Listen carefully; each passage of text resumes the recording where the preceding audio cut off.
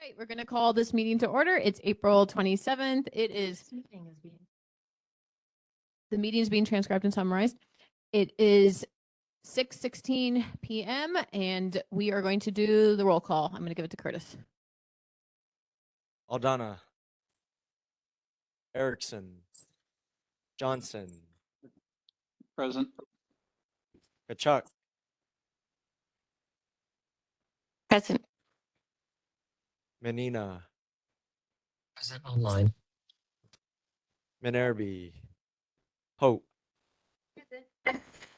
Quadri, Present online. Robati. Robati's still absent. Is he online? At the moment, I don't see Robati absent. Salas, Wang, Young, Here online. Line, and Lee. Chair, you have 12 members present. Okay, so for folks that are online, I just want them to understand a little bit what happened. Curtis had to go grab the hotspot and he ran that errand and came back. Apologies that we were not able to contact you to give you knowledge of what happened, but thank you for bearing with us. We are going to start with Honolulu Police Department. Not Fire Department. Thank you so much for coming. I'm so sorry. Okay. Hi, my name is Keith Endo. I'm captain for Engine 29 at the McCully Fire Station. The March 2026 incident numbers for engine and for Station 29 was 1 rubbish fire, 2 cooking fires, 18 activated alarms but no fire, 100 medicals, and 5 motor vehicle crash or collisions. The safety tip for April is the evacuation planning. Ensure you have an emergency preparedness plan in place for situations like environmental emergencies, fires, or natural disasters. Familiarize yourself with at least 2 escape routes from your home and plan an evacuation path if you must leave your neighborhood due to an emergency. For more information, visit fire.honolulu.gov. Leave early to avoid getting trapped by fire, smoke, or traffic delays. Have a predetermined meeting place, like a trusted neighbor or a relative's home, a low-risk area, a shelter, or evacuation center. Stay informed. Sign up for notifications at hnlalert.gov. And lastly, bring your go bag with essential items for your family and pets. This is a subset of your all hazards 14-day disaster supply kit. Thank you. That's the safety tip for April. All right. Thank you so much for coming, Captain. I have a quick question for you. When I was biking over here just now, I saw someone who looked like they were passed out. So I called 911 and I'm curious if that's a better thing to go to ambulance or fire, since I know you guys respond to a lot of these calls too. Sorry. So would fire go to those? Because doesn't the fire truck sometimes go to help? Yeah. So when I'm calling 911, they say police, fire, ambulance. Is it better to say ambulance or fire? Yeah, probably ambulance. Stay ambulance. Yeah. But if you do it, it'll also that ticket will come over to fire and fire will co-respond. Okay. Yep. Good to know. Do we have any questions from board members or anyone online? I don't see anyone online. Thank you very much for coming in person. Sorry for the delay. All right. Police, actually now.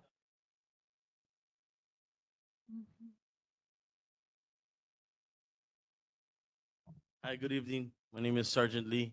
I'm representing District 1 along with my Major Okamoto, Major Scott Matsumura, Lieutenant Winston Leong, and Acting Lieutenant Chad Padilla. I'll give you the stats for today and I'll hand it over to the Major. The stats for March 2026, motor vehicle theft is 1, burglary 1, theft is 8, UMV is 0, assault is 2, sex assault 0, graffiti 0, and drugs is 0. Calls for service was 381. Can you speak a little closer to the mic? Compared to 407 from last month, March 2026. And the tip for March was using the crosswalks due to the pedestrian accidents and MVCs. All right. Are there any questions that anyone on the board has? Susan has a question. Go ahead.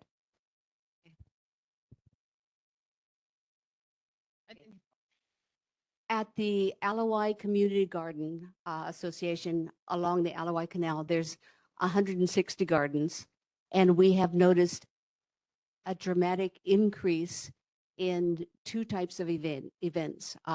Just last week, a city and county Parks and Recreation employee had to call HPD because she was uncomfortable entering the garden space because there were two individuals having sexual relations in the park, in the walkway.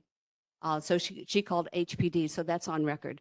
But the other thing that has not gone on record for the last month, 6 weeks, is there has been an increase in male masturbation in front of female gardeners who are in their permitted city plot.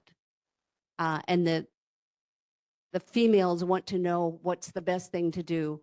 You know, sometimes they just yell, scream at them. Sometimes they just blow a whistle, but we need to have something that we can tell them how to get rid of the men who are exposing themselves in front of females and, you know, just making a nuisance. They're having fun. The female gardeners are not.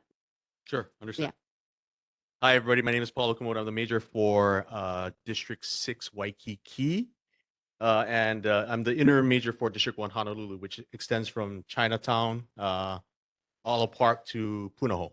So this is actually a District 7 question. I'm not sure if District 7 is online, but generally, this is a general question about what to do. I think the best thing to do is just call 911 if you can, as soon as possible.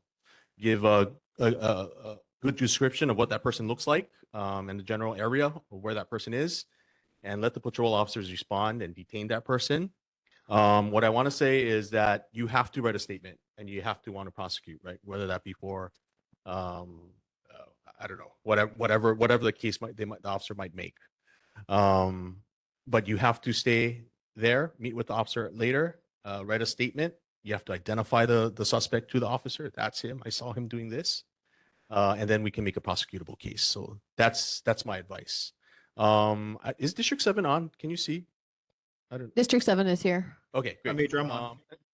Okay, perfect. So I was gonna refer that to District 7 to their major, but since District 7 is on, they can take note of that and forward that for enforcement action. I just came to introduce myself. Like I said, I'm in charge of Waikiki. That's my normal job, but until July, until the major comes back, he's on out of state special assignment. I'm in charge of District 1, which is, I think, just this Mōʻiliʻili area that up until Punahou. So if you have any questions about that area, I can answer those questions. Or if you have a general HPD question that you'd like me to answer, I'd be more than happy to answer any of those questions. Thank you. Thank you. Go ahead, Kayla Holiani. Aloha, thank you for coming. This might be a District 7 question. This is regarding the parking along Isenberg Street. There's been a lot of concerns from our neighbors in our community about the citations that have been issued to those cars parked there. And there's conflict between the construction development at Hale Mōʻiliʻili and then the local residents of that area. So I don't know if District 7 can just share a little bit more if there is still parking permits provided to the Stanford car job, and or if there's been a change in enforcement policy along Isenberg Street for parking, and what we can tell our community and our neighbors that would like to park there but are getting ticketed because the limit of parking available. I'm not aware of any permitting situation going on over there. What are the citations? What are they issuing the citations for? Well, last meeting, the citation I would have to check on the parking ticket itself and ask some of the neighbors. They didn't give me specifics on that. But at our last neighborhood board meeting, there was some discussion between Stanford Car and one of the neighbors that come to this meeting, and I think Stanford Car was saying that they were given parking along Isenberg, right? Yes, and just so you know, they actually emailed Representative Old's office to let them know they'd freed up 3 additional spaces for the community again after the meeting. Yeah. Okay. So who can we speak to free up more? Because there's a lot of cars that are getting booted out because of that issue. I think maybe since Representative Old's office has taken point on that, maybe you can ask him again when he comes later in this meeting, and he might be the best point of contact Okay. right now. Okay. And then I have another question too, about the process when cars get marked. Is there like a law for how long a car can park in a stall?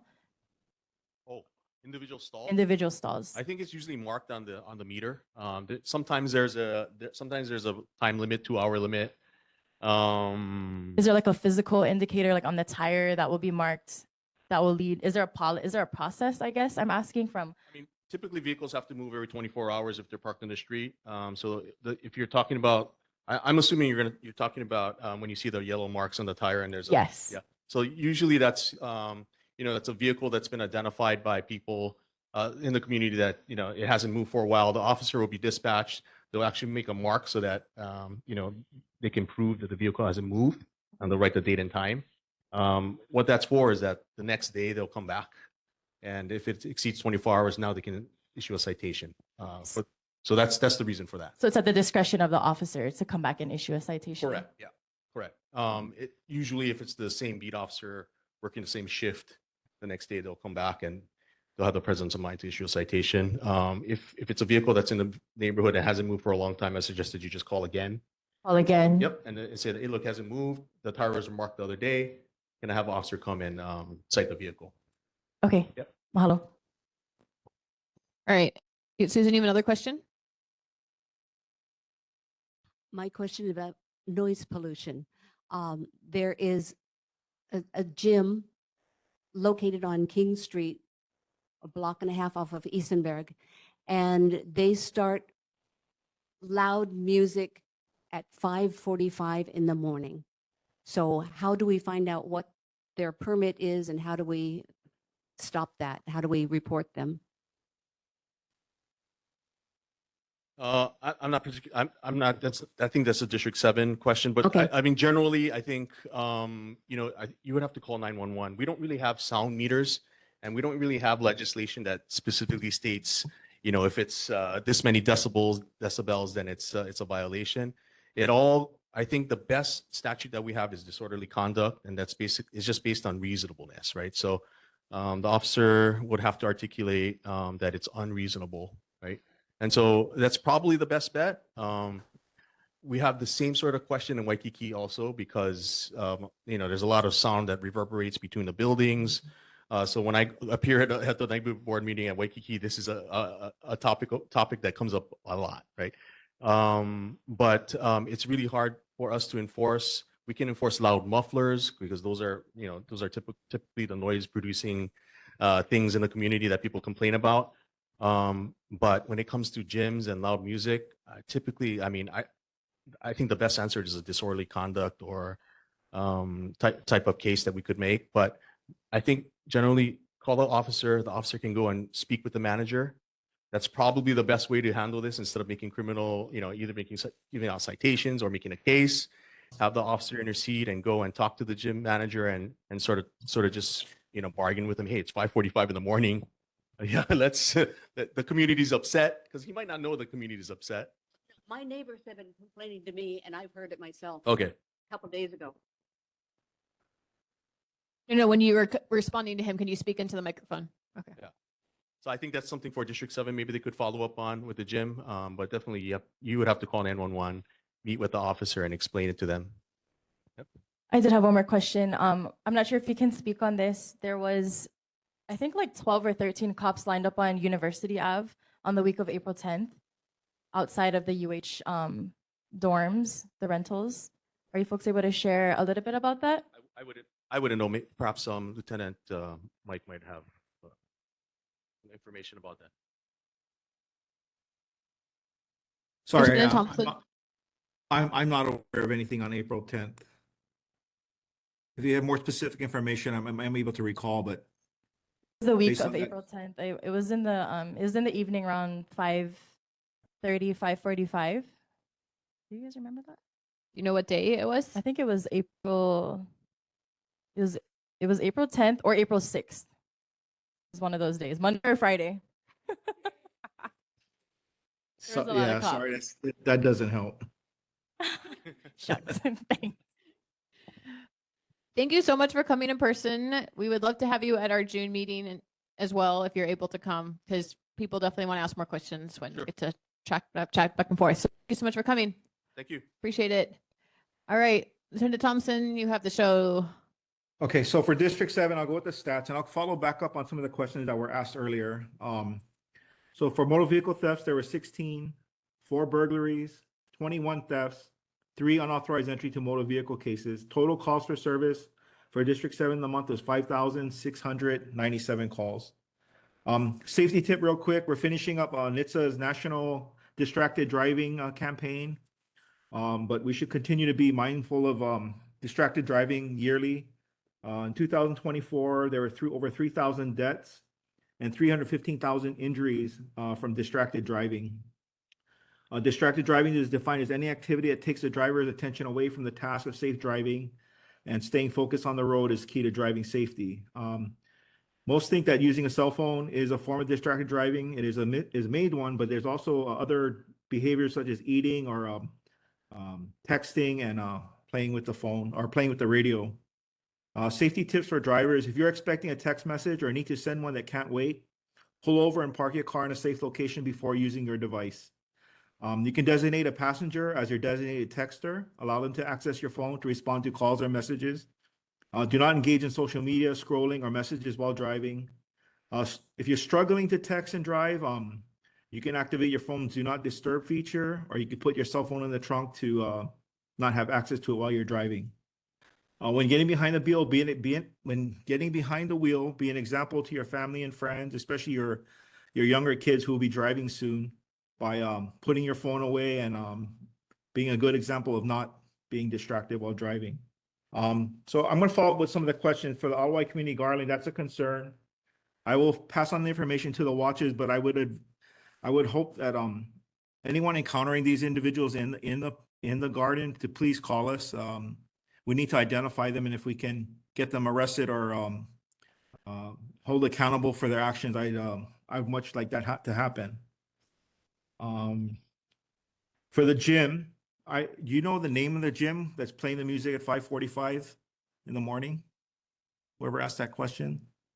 It's next to Down to Earth and Down that to whole Earth. area there. It's the CrossFit gym. Okay. I'm sure they want to be good neighbors in the neighborhood. I will pass that on to the night watch officers to make checks, and maybe they don't know that what they're doing is being a nuisance, so we can maybe Hey, ask I them think they to have the name. Go ahead, Susan. MoFin. Go MoFit. G-O Oh, Fin? MoFit, sorry. MoFit. Go Fit. By Down to Earth, correct? Okay, so I'll pass the information on regarding the community gardens and that Go Fit gym for the morning hours of music.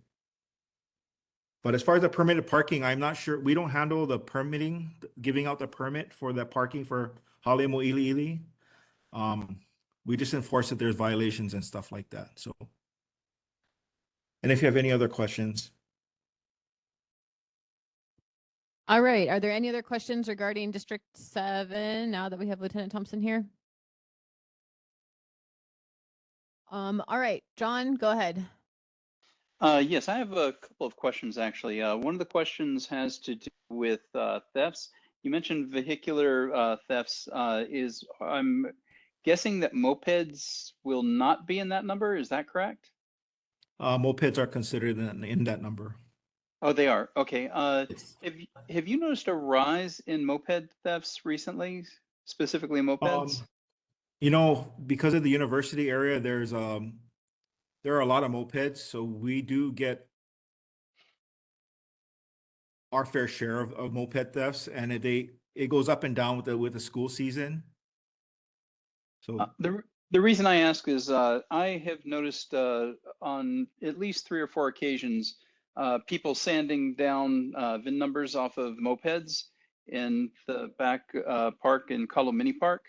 And I have called on multiple occasions to 911. And on one occasion, 6 officers were dispatched.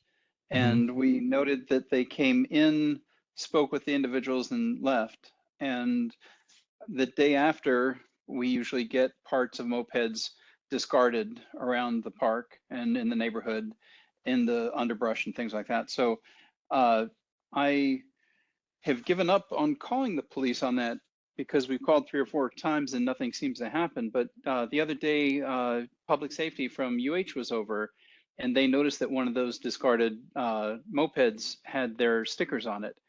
So my understanding is that they're going to be working with some detectives with HPD. And I was just wondering if you could share with us information. I was specifically wanting to know how much are the parks contributing to your overall statistics on police responses and vehicular thefts?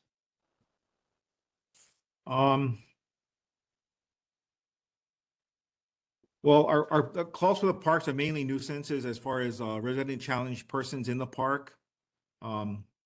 We do get calls about the mopeds in the park. The officers will check if they can verify the ownership of the moped. So a lot of times, the kids buy the mopeds, the college kids, and they don't register them. So usually the ownership is hard to trace. I would advise you keep calling. If it's a problem, please keep calling. If they can determine the ownership, they'll try and get the moped back and recover if there's anything stolen. One of the specific ones that we did call in about, they responded, and the next day the hulk of it was discarded in front of the park, and that's when public safety noticed that it was one of their, one of the UH ones. So I'm just wondering, what would cause it to not be able to identify? I mean, why? I don't understand how they can have 3 or 4 mopeds there that are being in various stages of being chopped up and have an issue where they can't, trace it, especially when there's, university stickers and things like that. Do they need police reports, reporting it stolen in order for it to be, stopped? I mean, does somebody have to actually report and say, hey, my moped was stolen, for it to, for them to identify it? Not sure what the process is there. It's also a matter of registering the mopeds. So if they had a sticker that said UH on it, it should be registered, or? UH stickers is different from the city registration. Okay. I think that's just for parking on UH campus. Okay. Yeah. All right. Thank you. All right. Thank you, John, for sharing all of that. I think we're going to wrap on questions with this, and we're going to move on in the agenda. We have Gary here, so I'm going to bump him up since he has to run to another meeting. So go ahead, Gary. He is our governor rep. Chair Lee, members of the board, good to see you again. Ledge session's almost over, so knock on wood. Things will go well, and I can start coming back to meetings more regularly in person. Appreciate being here tonight. Just a couple things. Can you speak a little closer to the mic? Oh yeah, we all know that people are still suffering from the severe weather events, including the Kona low. So the governor did request a disaster declaration, as you saw, that was granted. There are things beneficial to the victims of the Kona low and the severe weather events, including something I know very well since I work for the tax department. There was a filing and payment deadline. It's actually pushed back to July 20th of this year for people who qualify. It's something you have to apply for using a form L-115, but you have until July 20th, and that's statewide. It's not just, certain areas. If you can show that you were significantly affected so that you could not file your taxes, and then the penalty and interest would be waived. As you know, the IRS also extended their deadline to July 8th to file federal tax returns and make payments. It's automatically identified by IRS, so there's no requirement to apply for that extension. So just so people are aware of that, I don't know if anybody in this area was affected but that's the way you would go ahead and try to take advantage of that. The Attorney General, I guess there's there's an increase in potentially charitable groups that are taking advantage, non-charitable groups, obviously criminals who are committing fraud by trying to take advantage of charitable people. So there are resources available to you to check the validity of those charities, including the Federal Trade Commission has a website. The Attorney General's Tax and Charities Division has a website to check on them. IRS has a tax exempt organization search on their IRS website to make sure that they have tax exempt status. And also the department or DCCA also has a business search, and they should be registered as a nonprofit. So those are all resources you can check. And if you have any questions, then you can certainly reach out. And the Office of Consumer Protection is another area that you can reach out to. The other thing I wanted to mention is that the Office of Wellness and Resilience is conducting a quality of life survey. I don't know how many people are aware of that. It's something that they've done in 2024, I believe. And it's just to get an indication of wellness in the communities.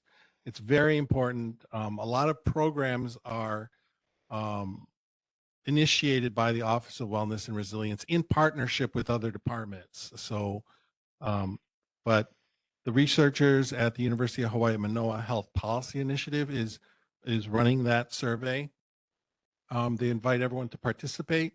It's confidential, anonymous, 10 to 20 minutes. It's for residents 18 years and older, but it asks about everyday experiences related to health and well-being, work, education, cost of living, and more.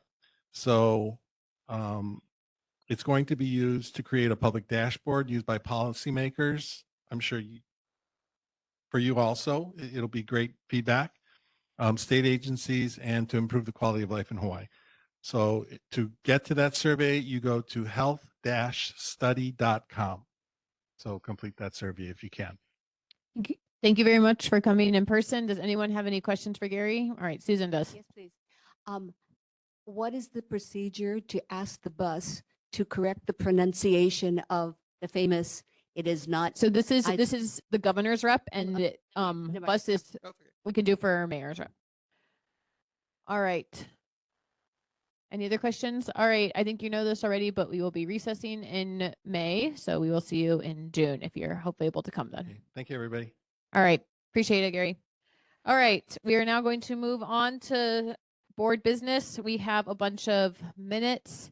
I'm going to turn it over to Adendra for this part. Okay. November minutes we can approve as is.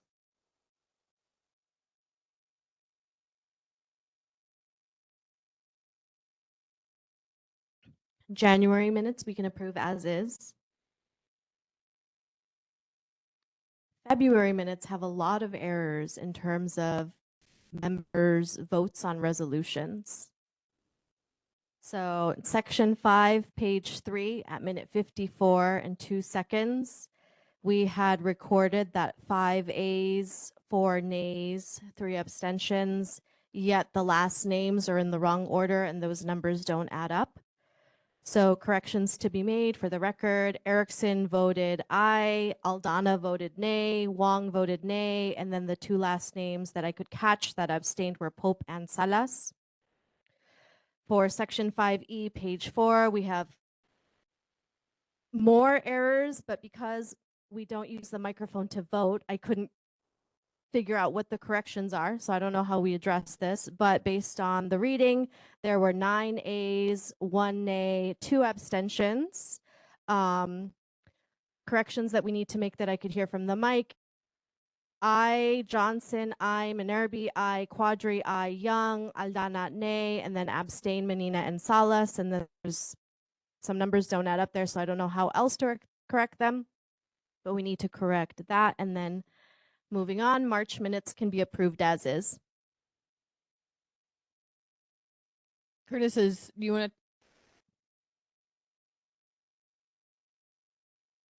to? Okay. All right. That's great. I'm glad we were able to get through this. As you guys may recall, Dale shared his resolution, his proposed resolution with us last month. He is coming back since we had a extended discussion of it then. And so this time we will be able to maybe vote on it. So go ahead, Dale.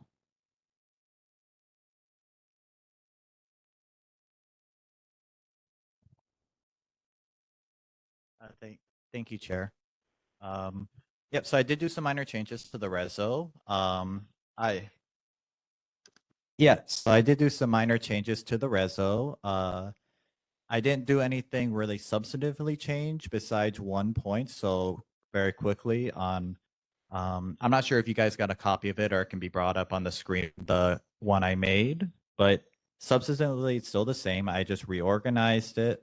I deleted some repetitive wording of stuff that's already mentioned. And for the rate structure, instead of the numbered rates, I just put the intent of the rates because I figured it'd be better for an expert to give the exact rate structure than me just learning and studying it and giving my opinion.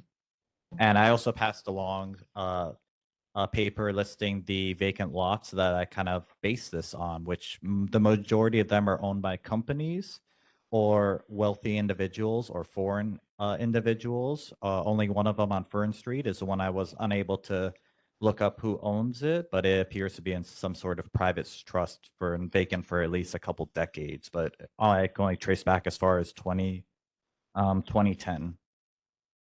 But yep, besides that, I just here for any questions, and I really would hope you support it. So if you have any questions, feel free to ask. All right. Does anyone on the board have questions for Dale?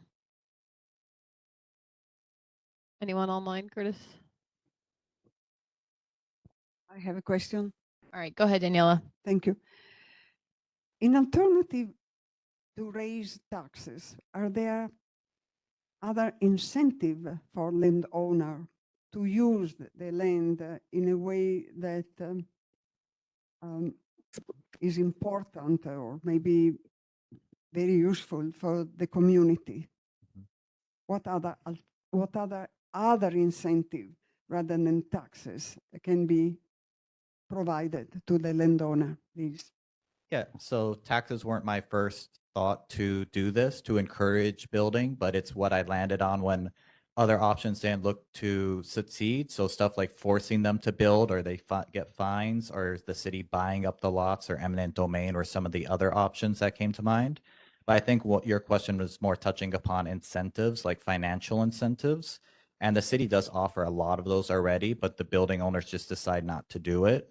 And based on some other conversation that I had since the last meeting, it appears to be because of like, they actually get more money just sitting on the vacant land for 10 years based on appreciation than what they pay in taxes. So it's really an investment just to sit on the vacant land than doing anything with it.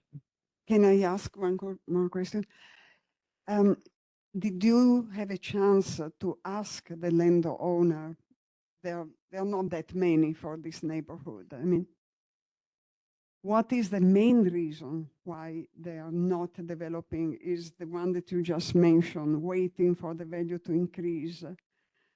Is that just that, or there are other reasons that they bring about? And one more incentive that I was mentioned actually was not so much financial, but also an encouragement, especially nowadays with the need we have for food, to encourage, and at least for a moratorium for a certain time, that this area can be actually used in a productive way that is different from building new buildings. Thank you. No, I completely understand. For example, that Fern Street vacant lot, there's nothing on it, but it appears about 16 years ago, it was used to house buses for the area.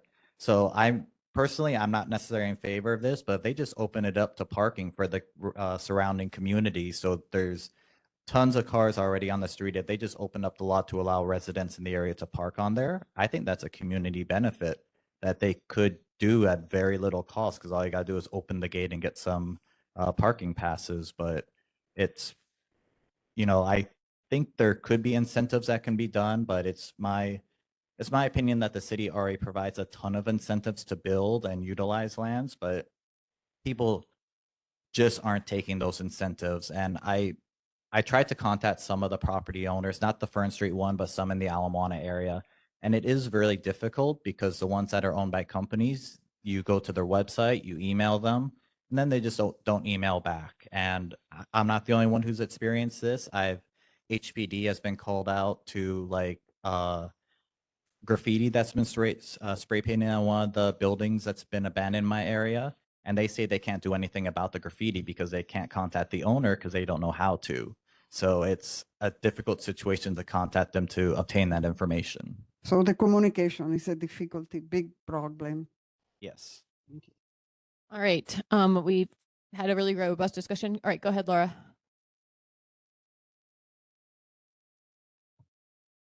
Yes, one suggestion is that there's a parcel size. If it's a small size, like a Kuleana size from a long time ago, and it's generational buildings, and the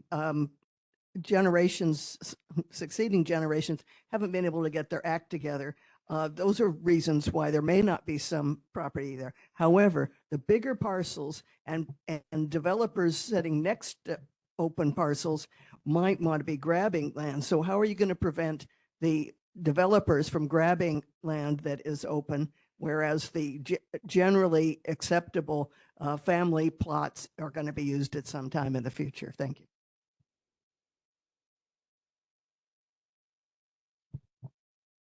Yeah, that is a good question. There's really nothing in my reso that deals with that per se. I know it increases taxes to encourage development. If not, they might sell, but the situation is already there where they could easily sell to the developers, and developers can offer a lot of money for that land. So while my reso doesn't necessarily deal with it, there's nothing currently stopping them from also doing that same situation. All right. Since we've already had some discussion and since we only have 90 minutes left in this meeting, I'm going to make a motion to vote. Second. All right. Here you go. Aldana, Nay. Erickson, Abstain. Johnson, Nay. Kachuk, Abstain. E. I. Menina, Abstain. Menina, abstain. Manerby, abstain. Pope, Abstain. abstain. Audrey, Abstain. abstain. Robati, online.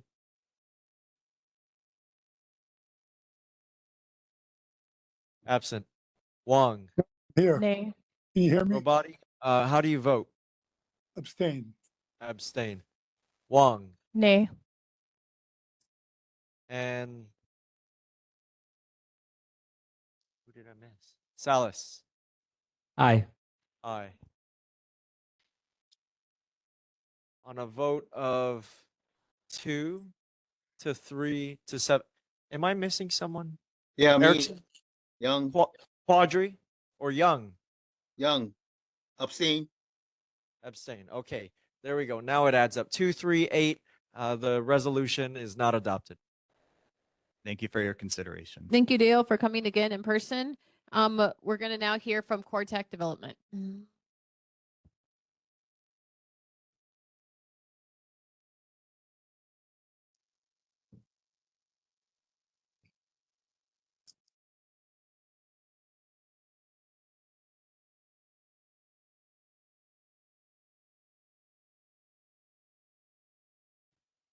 Good evening, everyone. My name is Brandon Hong. I'm from Cortec Development. I'm here to present our new affordable housing project located in 2118 Sichuan Street.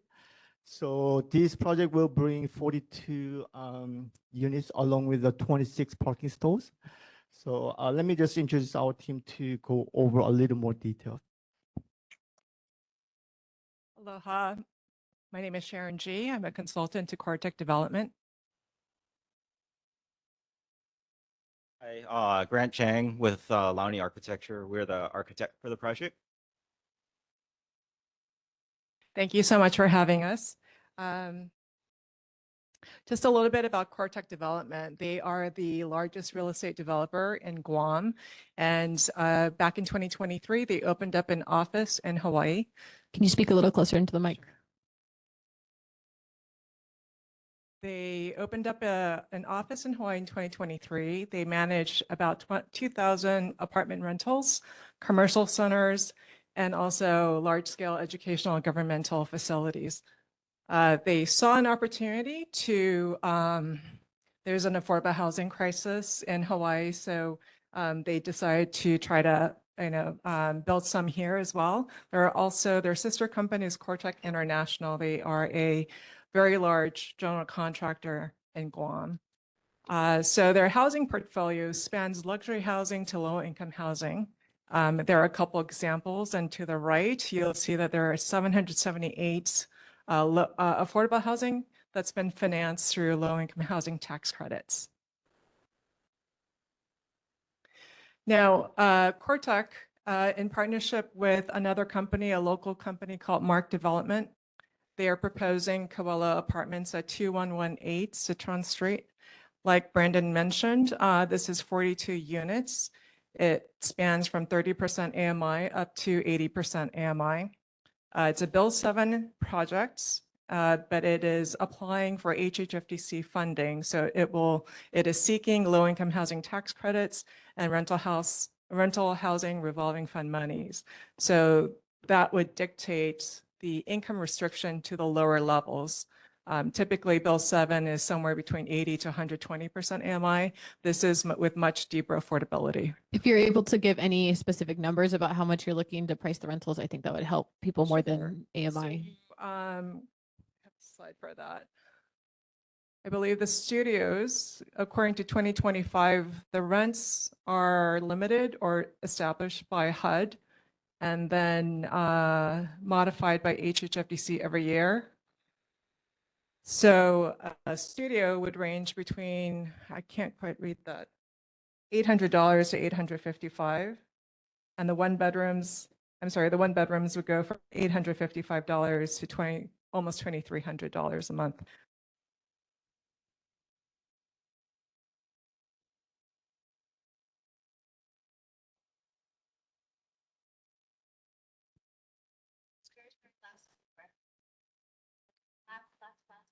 Go ahead. Okay. The location of the project, we'll go into that in a little bit, but within a quarter-mile radius, there are several bus stops, routes 1, 4, and 6. There's also a Biki station on Kapiolani. Some of the amenities that will be provided are a garden terrace, a community room, and shared laundry facilities. This project will also propose 26 parking stalls, an off-street loading zone, and 16 long-term bike racks. And now I'll turn it over to our architect, Grant.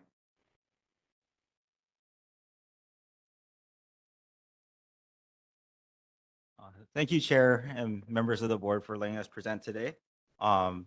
This is a quick overview of our project. The project is a small-scale urban infill residential building, as Sharon mentioned, designed for 42 units of housing in your Mōʻiliʻili neighborhood.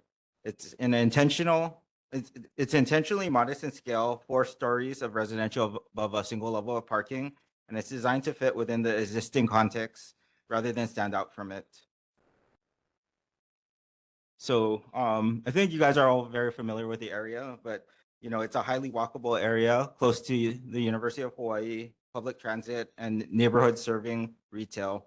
It's also an established urban area, which makes it an appropriate place for housing without requiring new infrastructure or expanding less developed areas. In terms of the site context and surroundings, you can see a mix of low-rise apartments, small commercial buildings, and residential uses around the project site, which is on Citron Street. And our goal here is really to contribute to the existing pattern and maintain a similar scale and rhythm while adding new housing to the neighborhood. So if you go to the next, this is the ground floor plan. Sharon mentioned there's 26 parking stalls here and 16 long-term bike parking stalls. It's a very simple plan with a modest lobby on the ground floor. On level 2, this is where the residential units start. There's a mix of 1 studio and 8 one-bedroom units per floor. On this second level, there's also a nice outdoor amenity deck for the residents, along with a community room and shared laundry. And then on the next slide, this is a typical plan. So there's 2 additional 1-bedroom units per floor, and still that 1 studio. If you go to the next. These are enlarged plans. I think the units were designed with fair housing in mind. So they're all meant to be ADA adaptable. And we feel like very nice, modest units for residents. Here's a section cutting through the building. So you can see the 4 levels of residential with a courtyard in the middle. And all the units face out. So hoping to get a lot of fresh air into the units there. And here's a rendering of the project. We really work to keep the scale appropriate to the neighborhood, breaking down the facade with some articulation and shading elements so that the building doesn't feel large. I think of note for Honolulu City and County land use ordinance, there's a 70-foot height limit, and we're staying well below that with this project. Is it okay if we give you guys 1 more minute and then open it up to questions? Thanks. I think that's pretty much it. This is just another image of the project. We're hoping it would be a nice addition to the neighborhood. Thank you. When is construction supposed to start? So as Sharon mentioned, we're applying for low-income housing tax credits to help fund the project. So hopefully, if things go our way, I think credits are announced this summer, fall. And so if that happens, then hopefully construction will start in 27, beginning of 27. Okay. All right. Who has questions on the board? Ayla, go ahead. Thank you very much for the presentation. The rent, do you envision how long will it stay at the price that you're mentioning here? How long? For 20 years? So this project in its application to HHFDC is actually proposing to keep the rents affordable in perpetuity. In perpetuity. Correct. And if the person is fortunate enough to move away because maybe he's able to purchase something, the next person will keep the same price. So every year, HUD and then the state agency HHFDC, they set the rents. So it may go up about 3% a year, but it should be in keeping with inflation. Okay. May I ask another question? Sometime from a recent very interesting conversation with some local young politician and developer, Savio, it seems like that the rent is a great necessary thing, but really, could this be made affordable for people to buy them? Because once they own their home, that's a great way to overcome this constant poverty issue. And of course, I did now in 2 minutes a wrong calculation, and I thought, if someone buy a $400,000 studio, put down 20%, pay $320,000 mortgage at 6%, would pay roughly $20,000 a year for owning it. And in this case is a studio that is rented. So I know it's a big issue, but have your firm considered the possibility of creating units that can be sold? Thank you very much. Sure. There are typically certain developers that only specialize in for sale housing and then others in rental housing. And Cortec, in this particular case, they specialize in affordable housing. It is a very big problem, and I know that the Hawaii Finance and Development Corporation, they are focused on that. They're looking at Kama'aina mortgage and home buyer assistance programs, but really without the subsidy is very difficult to do. I know the state is also looking at leasehold condos at the stadium, and HCDA is also looking at it for Kaka'ako. And I think that's one way to really bring down the price. All right. I really appreciate, yeah, I totally understand. Thank you. Okay. I have Go a ahead. question. Hi, thanks for your presentation. Do you folks have any other developments or existing construction jobs happening right now in Hawaii?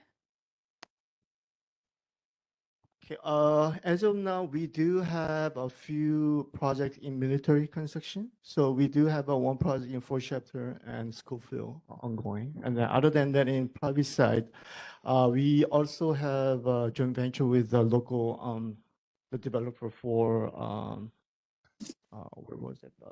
In Waikiki area. So there's one project we've been working on the demolition as of now. And then there's another one that we awarded in Ivole.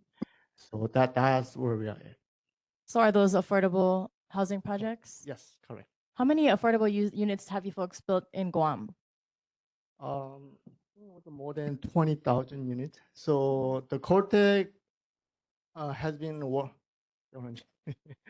so we are Guam-based company, but we've been doing the light tech, the affordable housing over 20 years in Guam, and then we branch out to Hawaii for expansion of our operations. So all the employees here in Hawaii, we are all local people. Actually, I live in Citrus Street, maybe 16 years ago as well. So that's where who we are. And then your owner lives in Georgia. Is that the one? Henry? Is that it? You're the owner. No. Yeah, who's the owner? I was trying to read up on your website before. Sure. So our company is owned by Mr. Ho. That's all his name. He lives in Guam. I don't know. Yes. So to clarify, you all are the same that's part of Cortec International Corporation? That is correct. Okay, so it looks like that on this news article, there's a land dispute in Guam between Cortec International Corporation and the government of Guam, and it's gone up to the Supreme Court because there is a wastewater treatment plant and that you guys are fighting over that. Can you share more information about that land dispute in Guam and what your company does to try to appease those complicated issues of land ownership, ancestral lands, and militarization and development? Well, at this moment, unfortunately, I don't have much information about it. So if you need it, then I can get back to you guys with the more information. Sorry about that.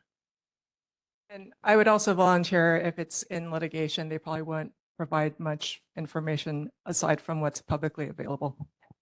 But you could potentially speak to how the company approaches the very complicated and sensitive issue of land dispute in places that are highly militarized, and there is a question of ancestral lands being developed in ways that maybe don't feel like they don't feel good. Sorry. I unfortunately am not that familiar with their Guam operations. I live in Hawaii. I work exclusively on their Hawaii projects, and this project is in Hawaii. So yeah, unfortunately, I don't have much information available. Do we have anyone else on the board that has questions? I do. All right, go ahead, Paul. What are the, how big are these apartments? The studio, and how many feet are they? Anybody know? I think the studio is 377 square feet, and one bedroom is 548, so just under 550 square feet. A two-bedroom? Just one bedrooms and studios in this development, but they all do meet the HUD standard for fair housing, and are ADA adaptable as well. I'm curious how many of the projects that you guys have done have had 2 bedrooms. I just know a lot of times it's hard for families to find housing. Right. Yeah, it depends on the location and the site. I think this is a infill site, which is pretty tightly constrained. So I think in order to make the project pencil, the decision was made to do 1 bedrooms and studios here. But there are projects that we do that do have 2 bedrooms and sometimes 3 bedrooms as well for families. One question, just more generally too, for this type of housing, and I realize that this is a broader question than that, is there an option to apply for mixed use permits, or does it always have to just only be residential that you're trying to build? This lot is zoned as A2, so it's would not commercial would not be allowed on this lot, so it's residential only. Yeah. See. Is there any other questions? I do. So I want to go back to Guam. Outside of affordable units, and you folks, I know you folks all live here on Oahu in Hawaii. So if you know this, outside of affordable units, what do you know what the net, what the value is of your other development properties are? Just because I'm looking at your website and it's showing that there's millions of dollars of development projects. And so there's a lot of, in my opinion, there's a lot of foreshadowing of what might happen here with this company. I do not have that information. It's a privately held company. What I can tell you is that they develop housing both for market rate as well as affordable. They've also acquired commercial centers and hotels. The owner is very entrepreneurial, and he does a lot of public-private partnerships with the government of Guam. So if, for instance, he's built some high schools, he built solar projects, he's built a police station for the government of Guam. So he is, I don't know if he always colors inside the lines, but he really is oriented towards service. If you were to talk to him directly, I've interacted with him a handful of times. I don't know in terms of militarization and colonization and the acquisition of land. I think he focuses more on public-private partnerships. That's his kind of forte, so to speak. The commercial centers he acquired, I think, from another family. They sold the portfolio, so he just simply acquired it, and he's basically a property owner and asset manager. For development, it's been mostly housing, and then the public-private partnerships. All right, Justin. Thank you, Chair. I have a quick question regarding stormwater management. Along that portion by the intersection between Vili Vili and Paani Street, to my knowledge, there aren't any stormwater, city-owned stormwater drainage systems. And thinking recent of the Kona low storms, how the lack of stormwater management impacted created ponding situations, impacting pedestrian facilities. I would want to inquire if the development would feature any green infrastructure features to help minimize stormwater ponding, such as wild swells or a front-facing rain garden. Thank you. The city and county of Honolulu has actually been implementing much more stringent stormwater management, just baseline thresholds. I think some of the flooding that everyone saw, unfortunately, the other twice recently, is from this being an older neighborhood and being overwhelmed. But as a new development, we have on-site water retention, so everything that hits the site will be retained on site. There's chambers underneath the parking, which are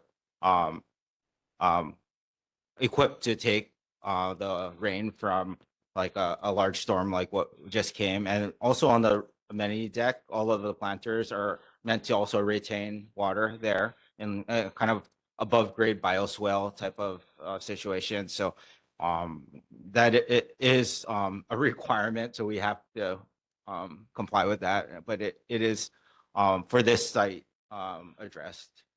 All right, thank you so much for coming in. We have to move on.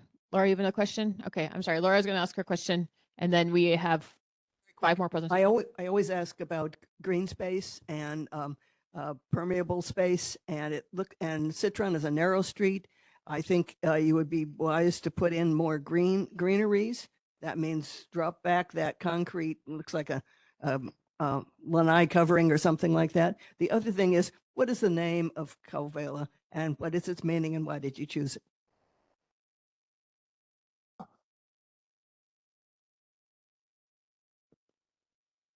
Yeah.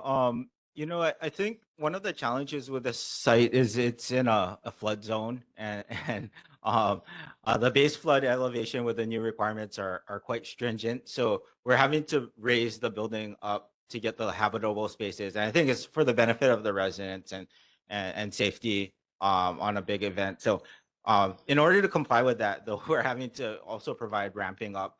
There's elevators in this building as well. And so it sets everything a little higher. So fortunately that eats into the green space, but every single inch that we could put green, it's biophilic design is nice, and it benefits not just the residents, but the neighborhood, right? So I think it's very conscious to put as much green as we can, but we are building, I think, to the limit here, and trying to get as much housing as we can in. All right. I will share your guys' contact information with people on the board, and if you guys want to come back in a bit and Koala, I don't know if you noticed, but all their other projects in Guam are called summer, like for instance, summer towers, summer town estates, summer homes, summer green, summer vista. And so Koala in Native Hawaiian means summer, hence the name. thank you. Appreciate you guys for coming in. Much, We'll see you guys again sometime. All right, let's hear from the Lions Club about the parade. All right, we are happy to hear from you guys. Just for some context, our board has been marching in this parade for the past couple of years, and this is a resolution that we just have to say we're pro them doing their parade again. So go ahead. Okay, my name is Wendell Higa, and the good news is I'm a retiring co-chair. And the good news is I brought my replacement with me. So Heather's gonna clue you in on the parade, and she'll read you the resolution. Thank you, Wendell. And it's not a good thing you're retiring, but thank you again for the introduction. So as Wendell said, my name is Heather. I'm representing the Kapahulu Mōʻiliʻili Lions Club, a 501c4 organization, part of District 50 Hawaiian Lions, part of the Global Lions International, with more than 1.4 million members and 50,000 clubs. Last year, our parade had 25 marching groups with about 575 marchers. Some of our marching groups included the Neighborhood Board Number 8, St. Louis High School and Sacred Hearts Academy Marching Band, St. Louis High School JROTC Cadets, Mother Rice Preschool, and Prince Kuhio Elementary School, which was the largest group with over 100 marchers, and Santa riding on his Hui Nalu racing canoe. This year, we do have a new addition, as the Royal Hawaiian Band will be joining us. Yay. Our parade has full support from the Office of the Mayor, and as such, we will have the Honolulu Police Department out in force, protecting our parade and in charge of pedestrian safety, traffic control, which includes signage and cones. We are fully insured through Lions International and have all the permits required by the Honolulu City and County and Hawaii State. I will now, go ahead. I will now read our support resolution. So whereas since the 1950s, the Kapahulu Mōʻiliʻili Lions Club has held a Santa parade on the second Thursday of December, and whereas this parade includes marching bands, community organizations, schools, businesses, and an appearance by Santa Claus, bringing candy for all young and old. Whereas the parade this year is planned for December 10th, 2026, starting at 6:30 p.m. from Prince Jonah Kuhio Elementary School, proceeding along South King Street onto South Veritania Street, and to end at Old Stadium Park, Now therefore be it resolved that the McCully Mōʻiliʻili Neighborhood Board, number 8, supports this community service event. And be it finally resolved that copies of this resolution be transmitted to the City and County of Honolulu Mayor, Managing Director, Director of Parks and Recreation, Director of Transportation Services, Chief of Honolulu Police Department, and District 7 Major, District 5 Council Member, and the Kapuhulu Mōʻiliʻili Lions Club Parade Committee Chair. Thank you, Heather. Is there ever any chance that the parade route could be longer and or possibly go on Kapahulu too? I'm going to defer to Wendell. We always get that question. Everybody wants a big, long parade, except Mother Rice School and the elementary school keikis that march in the parade. You'd be surprised how many children help Santa pass out candies. And for that reason, and others, the parade is looked at as short.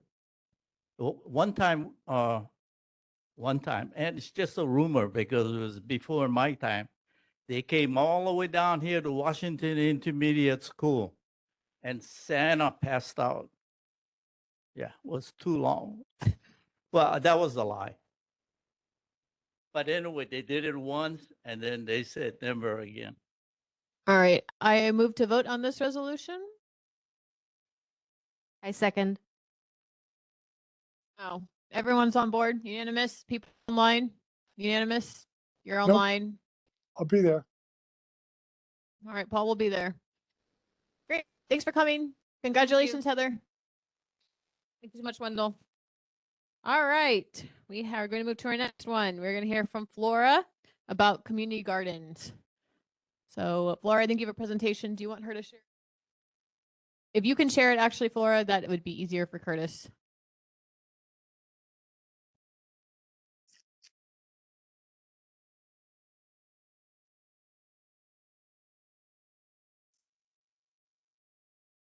Flora, are you here?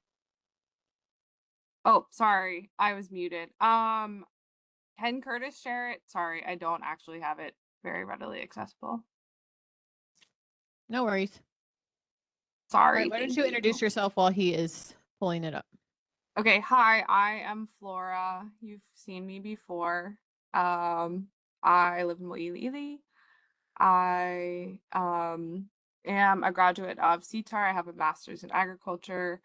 I am also a graduate of the Go Farm Hawaii program. I had an agribusiness for many years before I changed career paths to work in public service.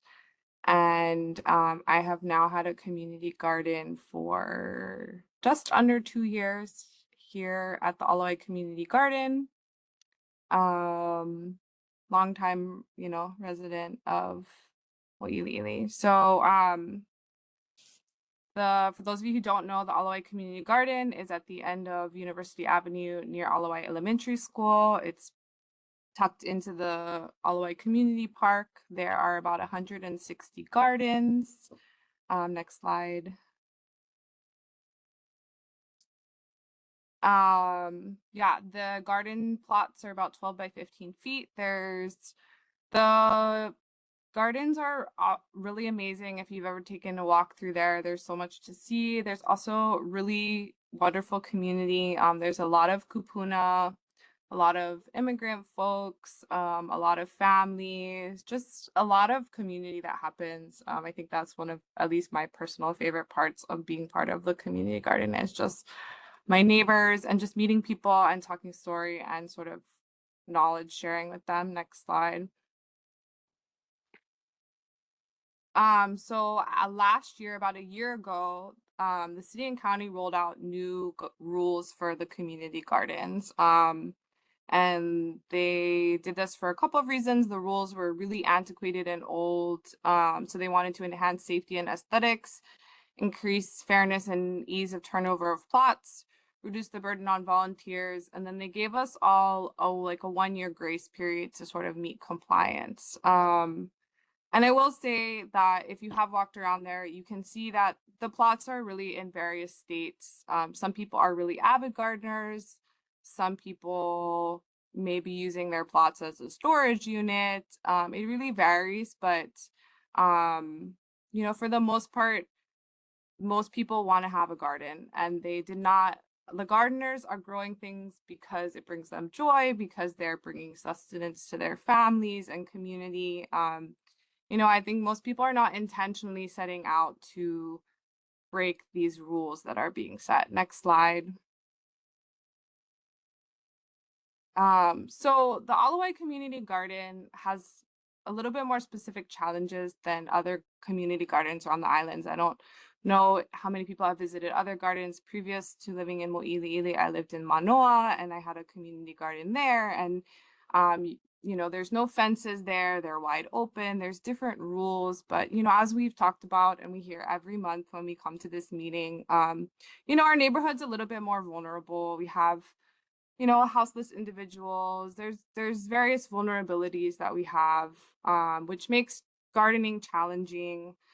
We also have some drainage and flooding issues.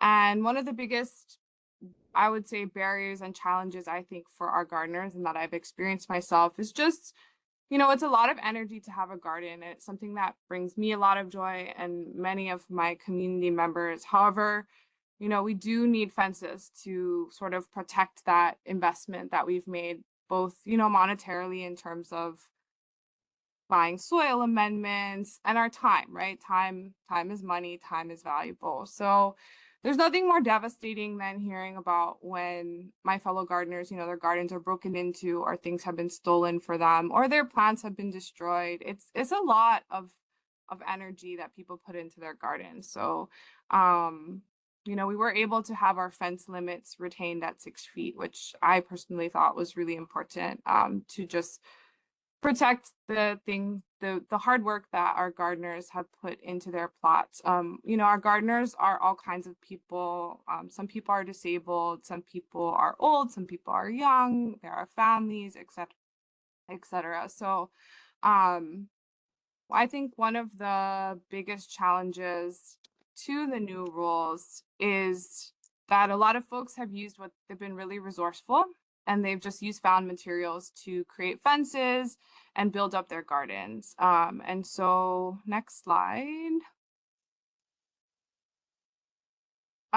So just this past week, the city has come through and they have inspected all of our plots and given everybody notices. And there are various compliance timelines, you know, for the different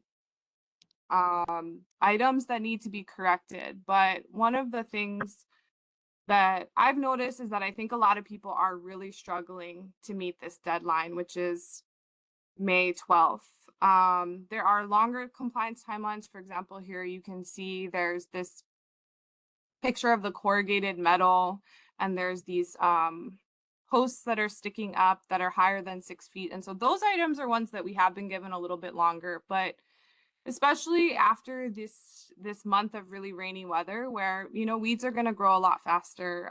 You know, I have an agricultural degree. I have a lot of experience watching crops grow, watching gardens grow. You know, there hasn't been a lot of time in the last month for folks to really tend to their gardens. And I think that giving them 2 weeks to comply is not enough time, especially for folks who are income limited, who may not be able to purchase the necessary materials to meet some of the compliance. And just also that there's been fewer days for folks to work. And I know people will want to say that, you know, people should have been ahead of this and the people are waiting to the last minute. But, you know, my experience of the garden is we have a lot of kupuna and these are big asks that are happening and there's been no financial assistance and basically only the assistance from other volunteers in the gardens that people have been offered. And, you know, I'm a full-time working person and meeting some of these rules is even challenging for me. And I have had family assistance, you know, both labor-wise, you know, my folks come and help me and my neighbors come and help me, but it's still really Laura, challenging. So that's can I have about it. Yeah. Thank you so much. I want to see if people have questions to ask. Does anyone ever here in the room have? Do we happen to know how long the wait list is to get into the Alawai Community Garden? I believe there's over 200 people waiting, but I I actually think that that's a really unproductive way to motivate people to meet compliance. Gardening is Sure, really I'm not. challenging. Yeah, I definitely don't think that compliance with the regulations is a motivation tool, but the question can be asked, is it fair to extend the deadline even more, given how much time has been given for compliance when there seems to be a very large interest in some people wanting plots? Sure. I think my answer to that would be, is it fair to give people who've had their plots for 20 years not give them more time, especially if they're income limited and they literally can't purchase materials to make compliance? And then also, I've just in the last 2 years, I've watched many plots turn over. I think taking on a garden is actually a pretty big task, and I think people often bite off more they can chew. I think if you look at the wait lists, people move through the wait list really quickly. There's actually pretty high turnover.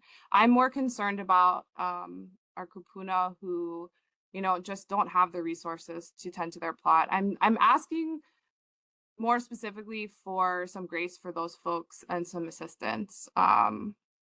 Right. So I hear you, but I also think that at least the tone of the messaging that I've received in attending the meetings is like rather threatening and not necessarily, you know, giving people some dignity and grace. And that's what I'm asking for.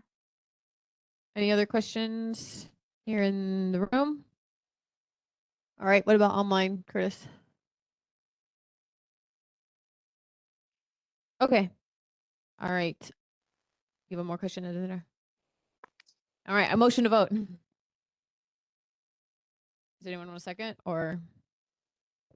I Sure, I second. second.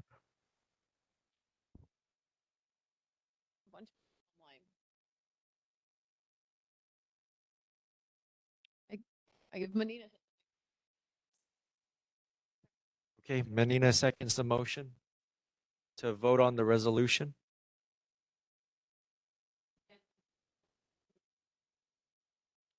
This resolution for the McCully Mōʻiliʻili Neighborhood Board asks the Department of Parks and Recreation of the city to extend the compliance line for new community garden rules and regulations to December 31st, 2026. Okay. Starting with Aldana. Abstain. Abstain. Erickson. Aye. Aye. Johnson. Aye. Aye. Kachuk. That's Kachuk. Nope. That's Quadri. Aye. Quadri, aye. Kachuk is absent. Menina. Sorry, hot mics, please. Aye. Menina, aye. Minerby. Aye. Pope. Abstain. Abstain. Robati. Aye. Aye. Salas. Abstain. Abstain. Wong. Aye. Young. Aye. Aye. And Lee. Aye. So on a vote of 9 ayes, 0 nays, and 3 abstentions, Kachuk not voting, absent. The resolution's adopted. Billy, you're up next. I wonder, did we have a sufficient discussion with the board member about this resolution? We had the conversation open just now for people to ask questions. And I asked if anyone else wanted to ask questions on the board. Thank you. Okay. Go ahead. It's your turn. Yeah. Can you speak into the mic? Can you speak into the mic? I gave to each board member the resolution, and I also send some photos. That if you have them, fine. If you don't, I'll have to describe. Curtis, you're able to share? He'll pull it up. Yeah.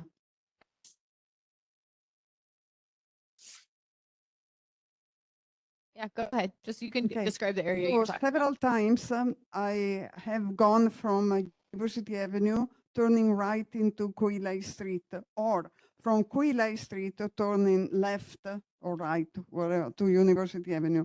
But just at that meeting of Kuilei and University Avenue, there is not sufficient light. It's very dark.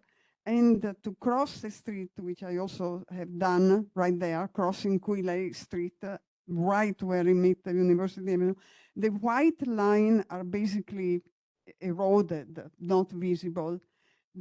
Barely there is a sidewalk, not quite a sidewalk, where it's safe to walk, and it's very dark. There is a street light. There are several street lights all along University Avenue, but actually they don't provide any light at all in that corner. And car park, in spite of the sign, car park right there. So it's, you don't see who is coming. And it's, I wish this would be taken care before an accident, and then we take care after an accident has happened. So I request, my request would be to have more light and suitable light, because the light that is existing on University Avenue is not providing the illumination that is required, that the strips on the stripes on the floor are painted again, and somewhat of barrier or sidewalk or something to make it safer for whoever walks. Thank you. All right, Daniela, thank you for sharing that. You saw Curtis's email about Dan's response? If the resolution is right. Did you see Curtis's email about Dan's response? No. All right, Dan, do you mind coming and sharing a little bit of context about this?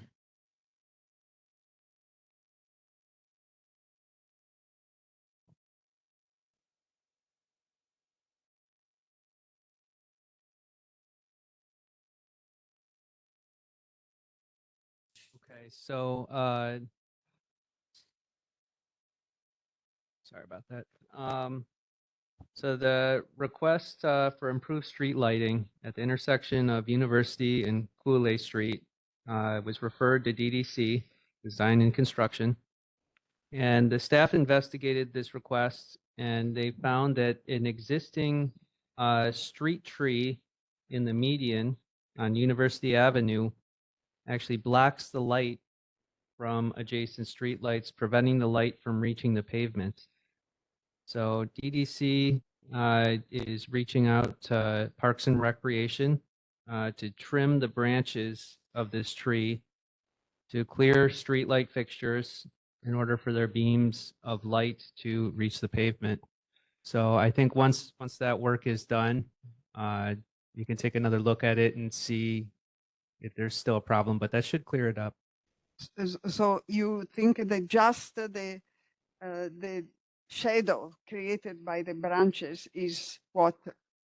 That's what their investigation found. So I think we need to let them do that work, and then we can look at it. In the second step, do you know when they will do the work? I do not have a date yet. Usually, in your experience, they take a few weeks, or Most likely, yes. it's like a few weeks. Thank you. You're welcome. Thank you, Dan, for the update. Who has questions for Daniela about this intersection or resolution? I have one question.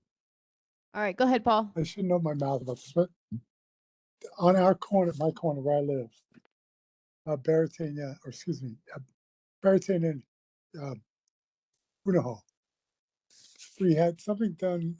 Wait, is this a question about your corner or about Daniela's resolution? You'll understand after I go in here. We have lights that you can't see.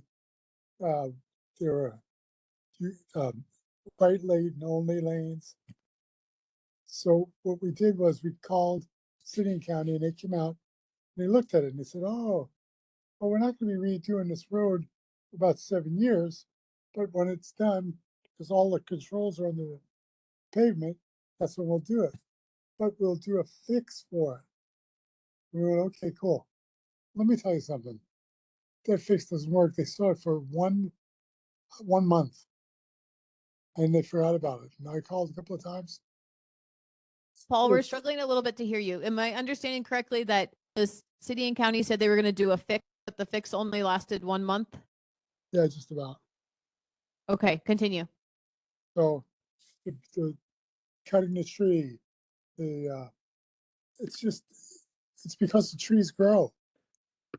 And there's a lot, nothing you can do, they basically told us, except for changing the road pattern.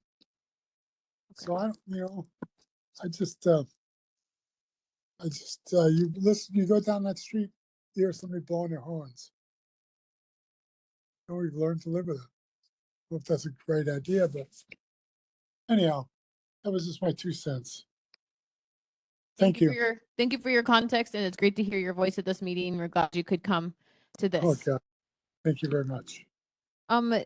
Daniela, I'm curious if you would be open to doing a version of this resolution that essentially calls for regular maintenance of the tree in the area. Like, and when I say regular, we can define that, like monthly trimming or something like that, effective June 1st.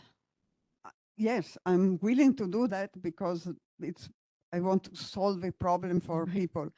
However, even where the light is in existence is quite high, and it doesn't provide like a spotlight toward that corner. So my impression is that we'll provide a little more light, but if they don't also enforce some form of not parking there, and they don't put a whole bunch of other things, the line on the floor and everything, is a minimal intervention that I'm not really sure it will solve the problem, but I'm willing. I hear you. Do you want to make this resolution a little bit beefier? Like right now, you're not necessarily, you're saying being resolved that there's a new street light, but what about being resolved there's a street light, a raised crosswalk? I'll be happy to change it. I don't know if it's possible to change it with all of you now. Change right now. Yes, you can. You can change. So I would include to repaint the floor, make sure that no cars are parked. There is. If you can be very specific where you don't want the cars parked. There is a sign in This area right here. Beyond that, there is a sign, no parking from here to corner. Correct. So to enforce the current sign that says no Yes. parking. Yes, thank you. And also create a sidewalk, and I find to maintain the tree. Personally, I think it's not sufficient, but. And what would be the ideal maintenance schedule for the tree? Oh, I have no idea. Or every few months, but because I'm not familiar. Susan, you're a gardener. How often should we ask for the tree to be maintained? Monthly. Monthly, okay, monthly, and I still, and then we can see from there, because it might not be sufficient anyway. Thank you. So we can include those things in the resolution. Thank you. May I suggest, instead of requiring tree trimming to be monthly, we ask that the appropriate staff go check on it once a month, because maybe it doesn't need to be trimmed monthly and we don't have the human resources to do that. Okay, so we check on the tree, and if it needs to be trimmed on a monthly basis. Thank you for this communal cooperation. Thank you. Great. Anyone else have questions for Daniela? All right. I motion to vote on this resolution. With amendments. I motion to vote on this resolution with the amendments we just have made. I second. Can the secretary please send me the exact wording or state it for the record? I will send you the exact wording. Okay. Okay, Aldana, Aye. Erickson, Aye. Johnson, Aye. Kachuk is absent. Menina, Aye. aye. Minerby, Pope, Aye. Quadri,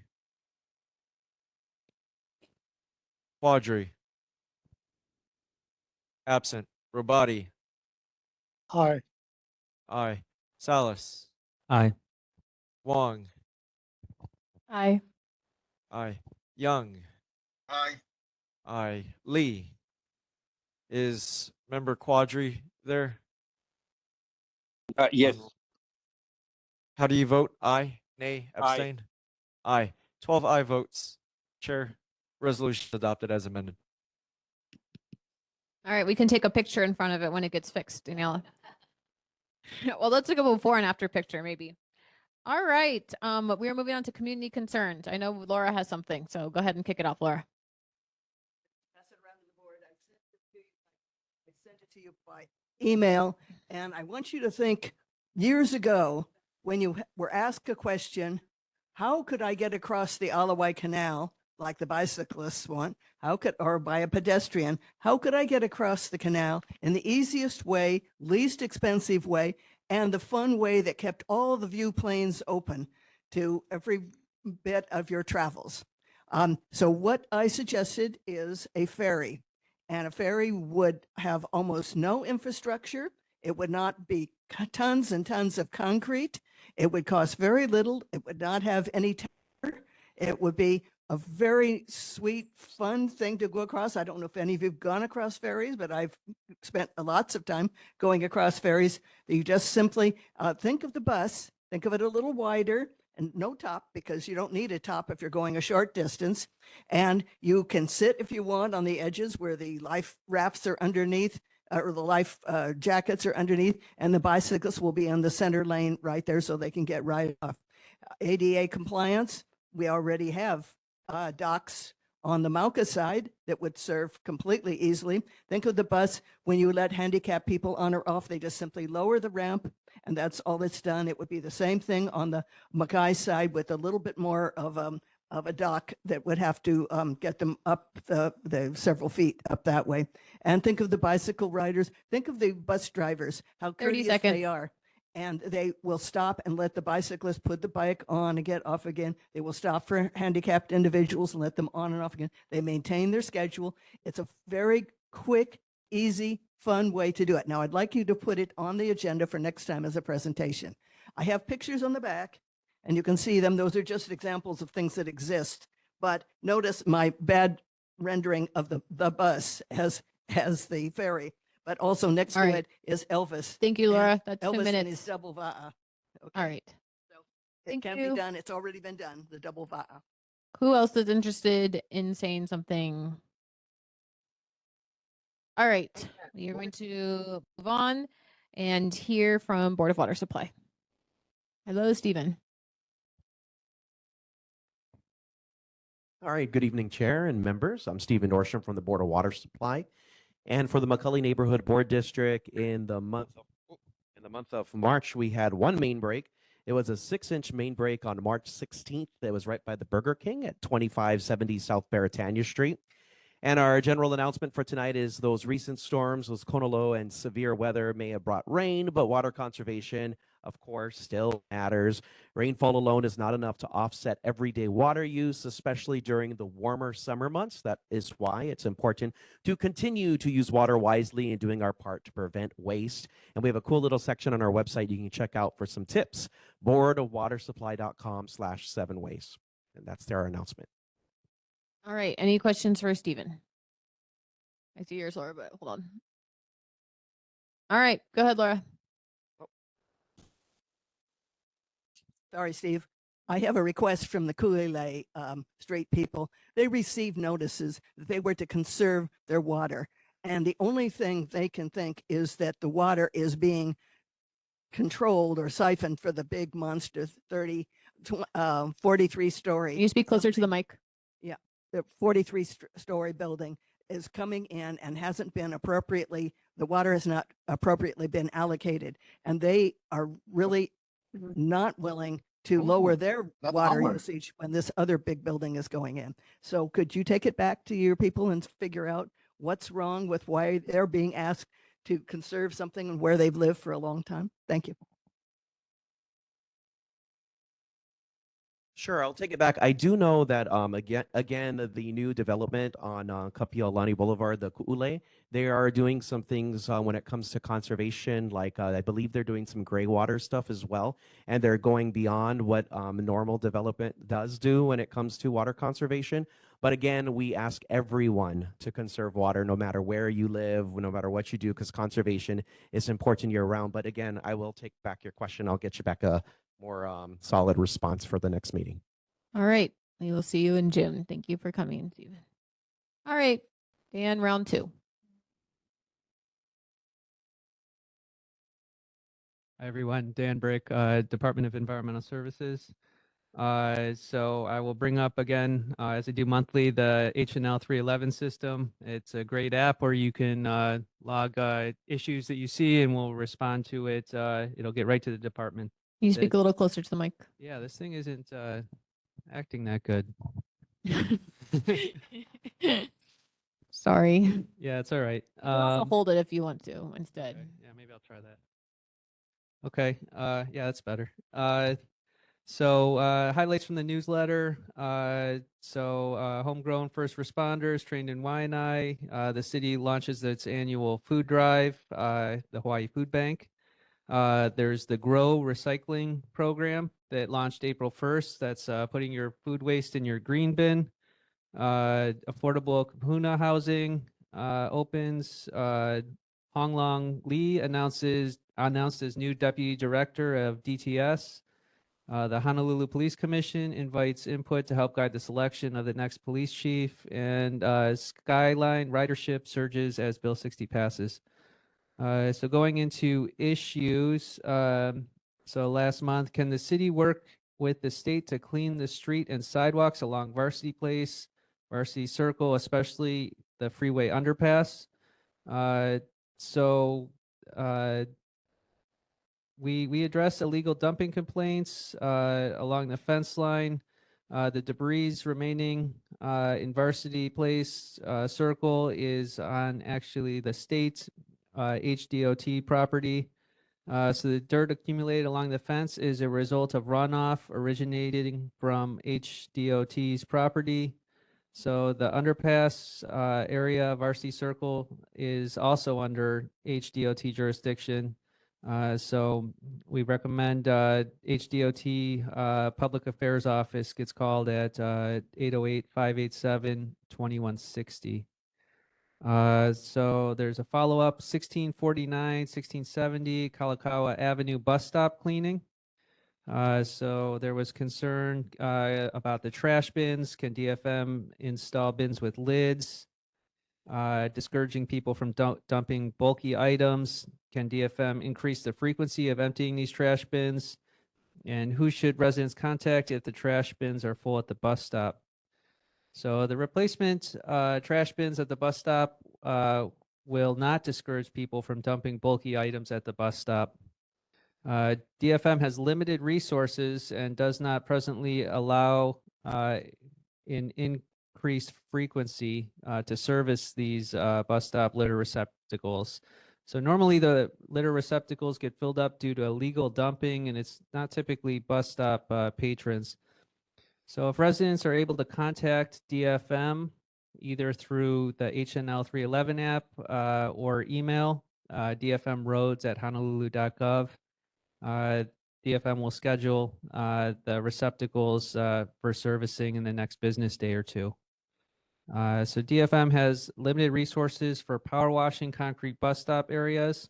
But again, if you see an issue, use HNL 311 or email, and the bus stop can be pushed up in the power washing schedule. Next follow-up, I have, can the city fix broken, it's Kalu Place Mini Park. Can the city fix the broken park lights? Does the Hawaiian Humane Society have any jurisdiction in this park? So a crew went out on 3/17, but was not able to verify all walkway lights are working. So a night crew is going to be sent out for verification.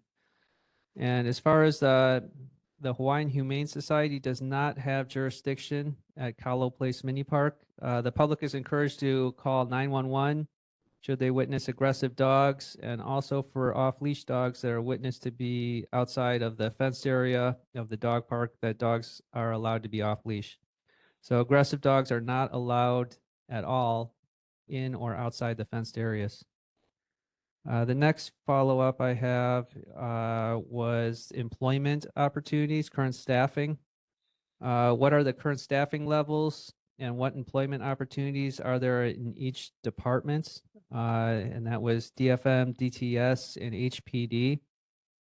So DFM, DTS, and HPD have vacancy rates of 25.2, 13.2, and 22.6% respectively.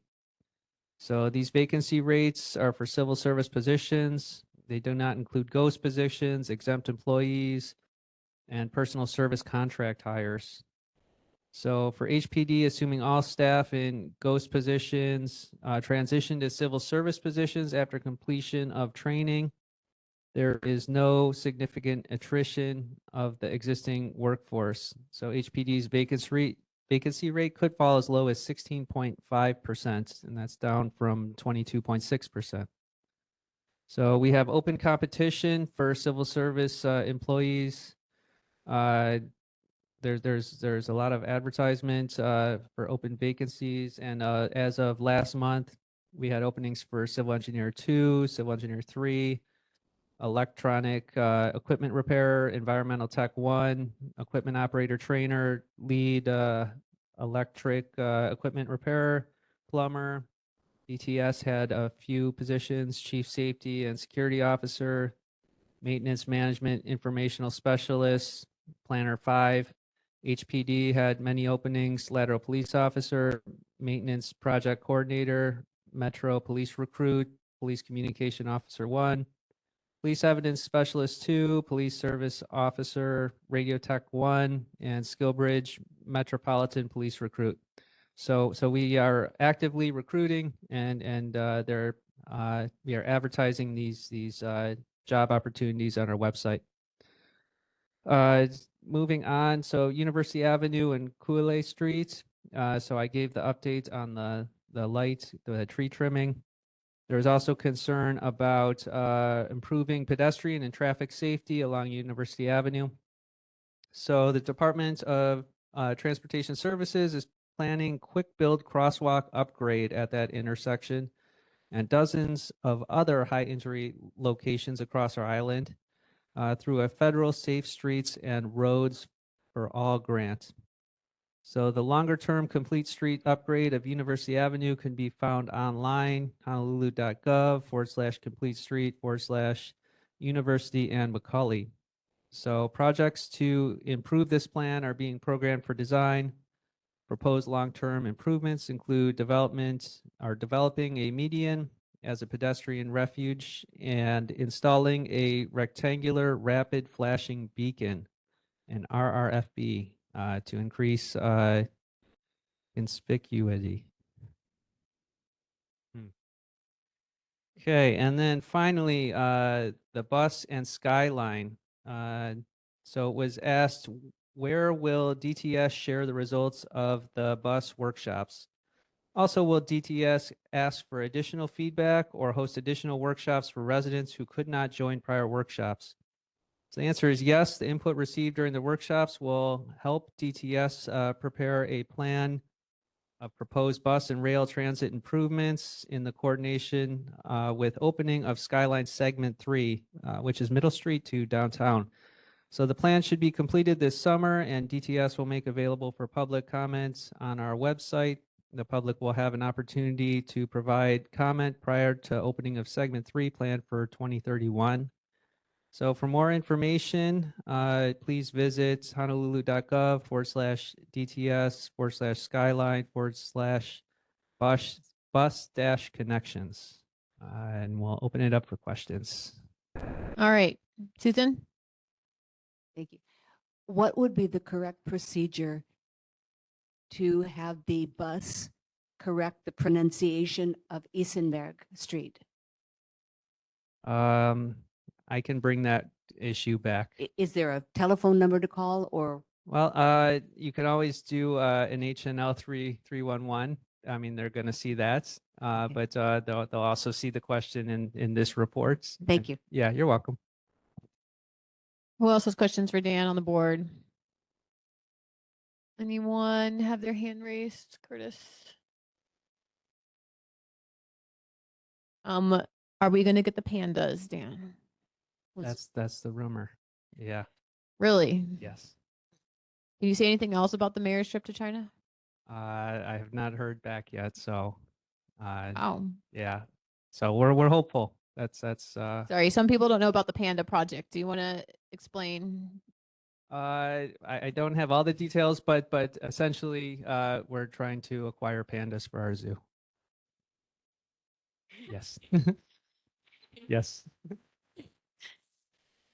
Yeah, so we're very excited about the possibility, and hopefully we can make it happen. Do you want to give one other plug for Tour de Trash? Yeah, Tour de Trash, it's an event where we host, and it's an opportunity to see our refuse facilities, the landfill, H-Power. It's a great event. It's very interesting. There's a lot to see. Many people assume that our landfill is full of stinky trash and birds and it's a mess, but it is actually a very different kind of landfill. Mostly we landfill ash from our H-Power facility. So the trash is burned, it creates electricity, and then the ash, which reduces the volume of trash by 90%, goes to our landfill. And so there is sometimes when trash does go to the landfill not burned, when there's maintenance or our H-Power facility is down. But it's a really cool operation, and it's a chance for the public to see behind the scenes. And I recommend everybody who is interested in how our island deals with our refuse to sign up. June 25th. Thank you, From Mark. 7:30 to 1. The hard part for us is that you have to meet in Kapolei. Yes. But then you get on a bus and you go, how far? All the way to Waimanalo? I believe so. Yeah. Or the landfill. Yeah. It's free. Yeah. It's free. And I recommend everybody do it at least once. Will you be there? Potentially. Okay. Potentially. Cool. All right. It'll be before our next neighborhood board meeting, by the way. Go ahead, Laura.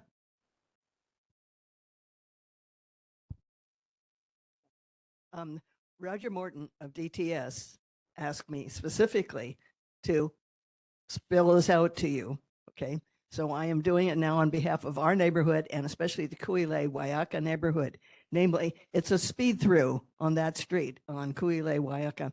They're asking for 4-way stops at Kahuna, at Kaho'oloha, and Waiaka, and raised crosswalks and speed humps there. Right now, it is a speed through. It's very dangerous. And just as a side note, those pedestrian islands are a danger. If you want to think you're safe in the middle of a speeding group of people and vehicles, they are not safe at all, and they should not be in the complete streets inventory.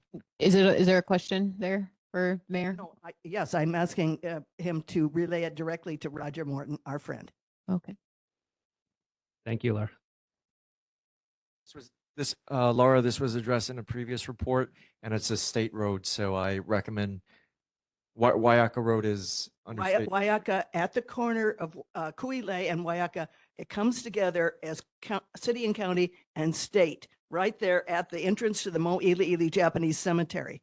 Okay. And so it is, even if you just say the stop sign is there on the city and county, it would be on the Kuile side and city and county side, as well as Kaho'oloha and Kahuna. I can share you the response from DTS. Well, they're right in that it is a state street, but it starts afterwards. You can tell if you go up and down and see all of the potholes there, that's state.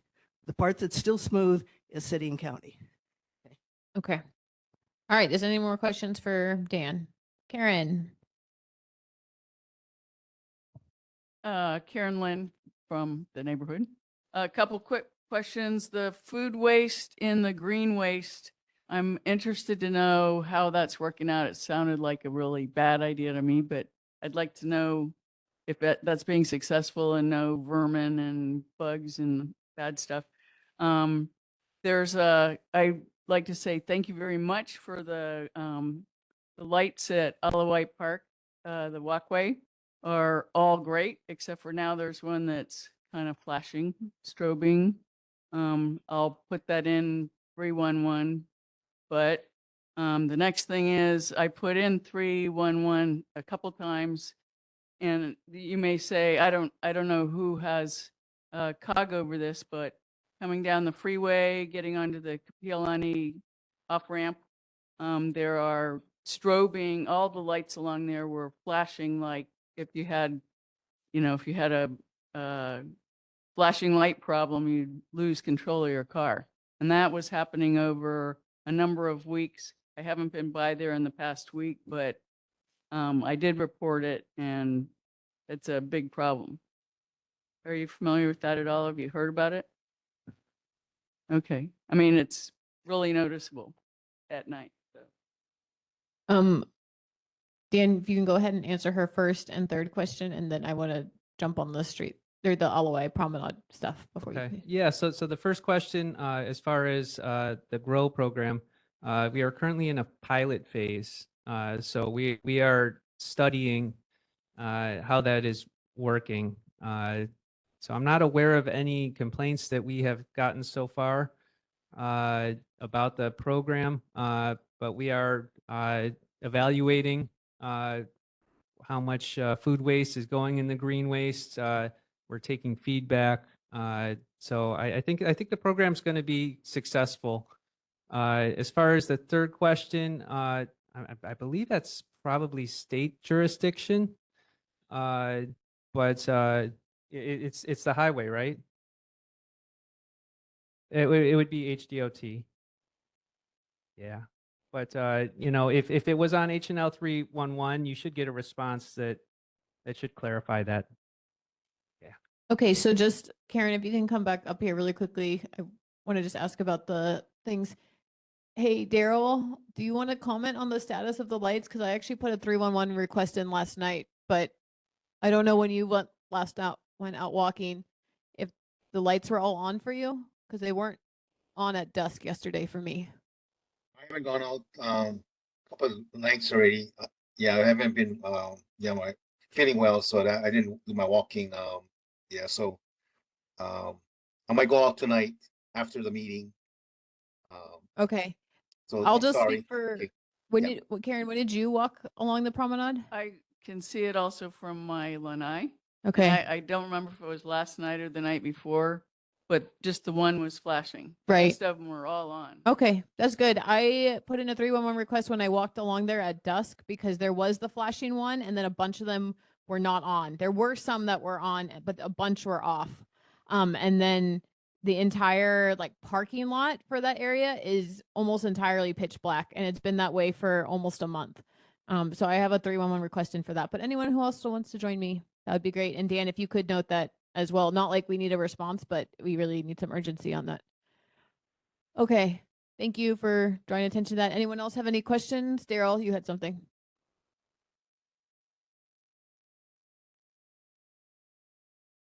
Daryl, you're fine? Okay. All right. Thanks, Dan. Well, go ahead. The parking lot, you're talking about by the Alawai Clubhouse by McCully Yes. Street?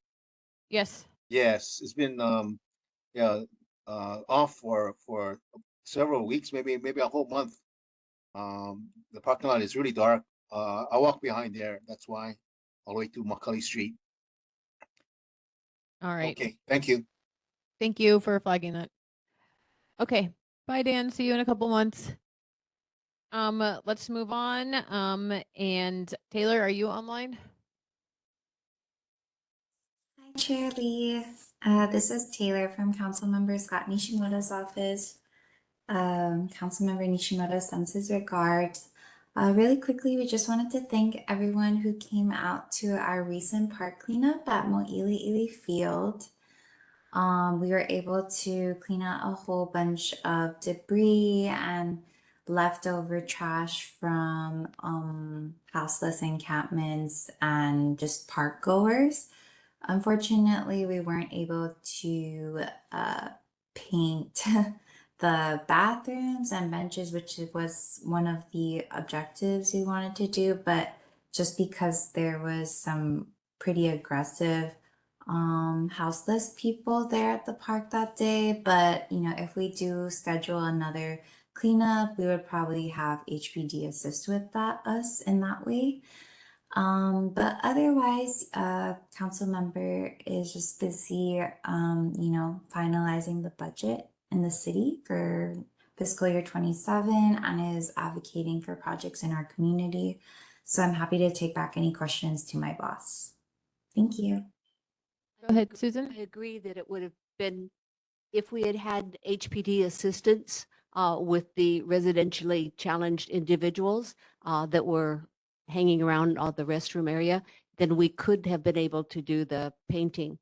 But I was personally astounded. I walked the entire park there and I only found 6 cigarette butts.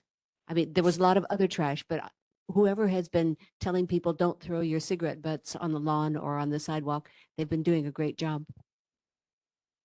Yes. Yeah, thank you so much for coming. We really appreciate your help. Sorry that was lack of foresight. We've been doing a bunch of park cleanups, but we haven't really needed HPD assistance. But I realize now that this one in particular, we would have needed a little more assistance, but now we know better, and so we can learn from it. Taylor, thank you for organizing that. I was not there when you guys were interacting in that intense situation. No, at that exact moment, because I was there at the park later on. Oh I yeah, will no, say, thank you for coming. but the one woman who had 6 dogs, I don't know if she was one of the people that you guys interacted with. She did actually later help us, and Oh, she was good. breaking things with us and so forth. So I was happy to see some collaboration there, and it was actually very Yeah, helpful that's that she had great. the rake because there was like a lot of paper that had been shredded in the area, and we couldn't just pick it up forever. So anyway, Okay, thank you for no, thank organizing you. though. Mm-hmm. Any questions for Councilmember Nishimoto's office? All right. Okay, well, Taylor, thank you for continuing to organize these cleanups. If there's more that are happening between now and the next 2 months, you can continue to forward them to me and I will pass them along to folks. Yes, thank you so much. Yeah, we appreciate you. All right, moving on, we would like to hear from Rep. Old. I moved you up since you're here in person. No need to make you go last. No, Governor already went, but. Hello, everybody. Representative Kai Gould, House District 23. I'm gonna try to keep this short, and I'll let the other chairs that are coming up speak a little bit about what's going on. So we're in conference right now, so it's getting a little weird. As of this afternoon, I don't know if our House Finance and the Senate's Ways and Means have agreed on the budget yet. So we will keep hoping and praying. Otherwise, it will be more fun in the next. I think we have 9 days left of working days of session, so we need to get that done ASAP. Otherwise, it's going to get crazy next week. Unfortunately, the 5 bills that I talked about last month all died in the Senate. Some of them made it to their final committees. The Safe Entrance Ways actually was heard in the judiciary, but was deferred by Chair Rhodes because he said he already passed the bill like it, and he didn't see the reason why we need to do it again, even though the AG's team that was helping me work on it had no idea what it was talking about. Sadly, the Vulnerable Youth Housing Stability Bill, HB 2167, also died. Ways and Means did not schedule a hearing. We are trying to pull some magic because there's no statute that's required. We put the funding for the program into the budget request. Hopefully, we will be able to line item this and be able to save it without having to actually pass a bill. It would be really good to help prevent vulnerable youth from becoming homeless in the first place. with that, I do want to make a report that Waiaka Road is going to be getting repaved. I was going to save that for next month, but starting to get the heads up out of there. So Non-Inc. won the award. They're going to begin resurfacing of Waiaka from the stop sign from Kool-Aid Place all the way to Kapiolani. It's supposed to start on June 6th. We're going to cross our fingers that that's hanging out. And I also want to apologize. We did try to send out a mailer. So we had an urban town hall last week, Wednesday. I want to apologize if you received my newsletter after the fact. Some people got theirs today. Some people got it last week. It was kind of all over the place. I just want to put it for the record that we sent it out for print and mail on April 15th. So I'm so sorry. We gave it a whole week, and people are still getting. They got it today. So I'm so sorry. But I hope to see you guys at the Resiliency Hub Town Hall on May 5th with Stella Albalati. And any questions? Any questions for Rep. Olds? I'm not seeing any. Is there any piece of legislation that you're specifically focused on right now? I know that your committee has decent number. I mean, we have a lot of really good stuff. The hard part is, so there's lots of politics happening right now at the Capitol. So a lot of things are happening that the public don't necessarily get to see behind the curtain. There are some games being played. It's an election year for a lot of very important people, for me too. And I apologize ahead of time that you're going to see my ugly mug on fences.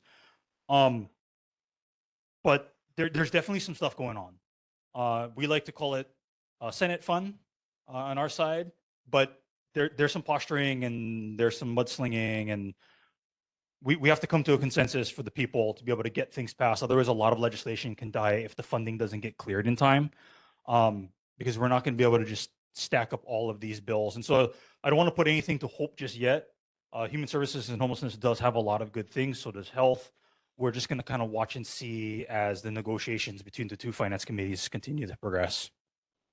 All right. Have a great time in Japan. Oh yeah, I'm going to go to Japan. We're happy for you. All right. I think Rep. Tam is next on here. Go ahead, Rep. Tam. Good evening, everyone. My newsletter should be there, and if you're online, it is in the chat. I think it was already said the House and the Senate do not agree on the budget. The Senate budget, and a lot of it's centered around the tax bill. But we have to find a consensus that preserves a lot of the tax cuts that were promised, but also ensures that we do not skip out on key critical funding. Rep. Tam, are you able to say which side is, promoting which position on the tax bill? The Senate wants to preserve the massive tax cuts, but at the cost of cutting a lot of positions in government, and many of these positions have live bodies in them. They're saying that these tax cuts will affect small businesses, but I think it's short-sighted. What ends up happening is that many of these people will be laid off and onto our unemployment line, and therefore skyrocketing unemployment insurances for those same small businesses.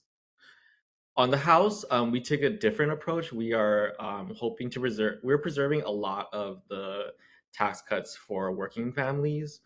That is folks that are making like less than 100 to 120 to 100. I don't have the lot, but I don't have the numbers right off the top of my head, but I do know that we do want to preserve the tax cuts for those who absolutely need it. For as the very wealthy, we would want them to pay just a little bit more because they received a massive tax cut from the federal government under the One Big Beautiful Bill Act. And our budget will actually preserve a lot of these positions and cut a lot of the vacant positions. So that's happening at the legislature. I don't think it's really, I'm not really having that much fun on that, but hopefully afterwards we'll have some fun. But in the neighborhood where I am most happy in, the other week, Chair Lee and I met with folks from Alawai Elementary School and Department of Transportation Services and Department of Facility Maintenance to discuss speeding and road safety around that area. DTS has told us that the data that they collect in that area doesn't show excess speeding, even though many parents feel that this is a very dangerous crosswalk in front of Alawai Elementary School.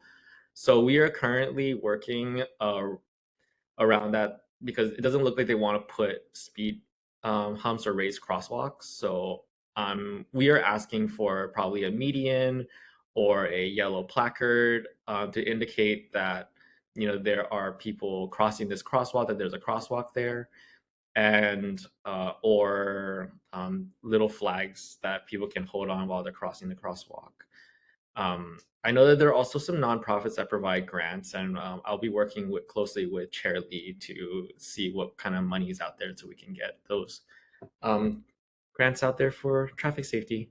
With that, I open up to any questions you may have for me. Thank you, Rep. Tam, and thanks for organizing that meeting. Is there anyone in the room that has questions for him? All right, go ahead, Justin.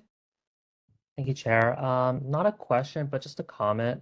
I find it's frankly disturbing, not to mince words, that DTS and the city is citing the outdated 85 percentile rule, where vehicles have to be above the speed. 85% of vehicles over a 24-hour period have to be speeding above 10 miles per hour. That's not generally how the real world works. And FHWA at the highest levels have recently stated that this is an outdated metric and that the city and county is supposed to be adopting best practice standards, not leaving the onus of responsibility to Keiki waving orange flags. So not sure if it's my position to say, but just wanted to make note of that. I would hope that the city and county adopts best practices around traffic calming.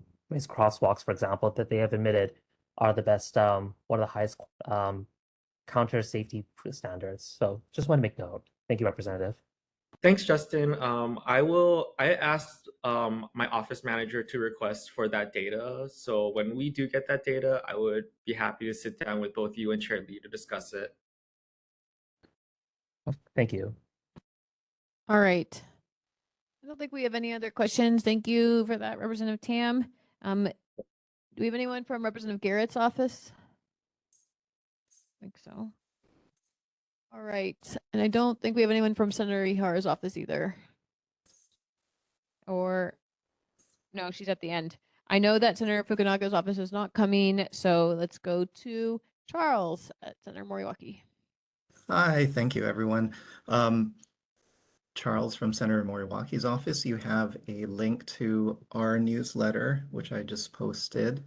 And if you have any questions for Senator Moriwaki, please let me know. Do you want to give the Senate perspective on the bill? On the I finance can't stuff? really, yeah. I mean, Senator Moriwaki is, so she has a specific role and it's only focused on the CIP budget, so the capital improvements, and that's what she's working on really hard. So her realm is not really the Senate position, and basically her boss, her chair, Dela Cruz, is wholly responsible for the Senate position on the budget. That doesn't relate to the CIP. So sorry, I can't give you more information on that, but if you have any CIP questions, then I'd be happy to take those. Anyone with any follow-up questions? Thank you, Charles. All right. Thank you, Charles, for coming to the meeting. We appreciate Thanks, it. guys. Guys, Thanks, Chair. this is shocking. We are going to end our meeting early, even though we started late. Let's give a round of applause for Curtis for doing that errand. Good job, Curtis. Yep. No meeting next month, and then we will be meeting again the last week of June after the Tour de Trash, if you want to go to that. So, see you guys all soon. Bye.